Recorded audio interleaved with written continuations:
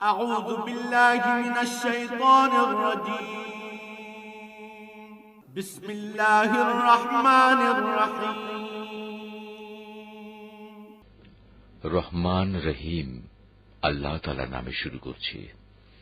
الحمد لله رب العالمين الرحمن الرحيم مالك يوم الدين সমস্ত প্রশংসা আল্লাহ তাআলার জন্য।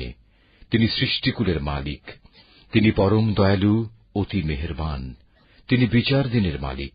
إياك نعبد وإياك نستعين হে মালিক, আমরা তোমারই বন্দেগী করি এবং তোমারই সাহায্য চাই।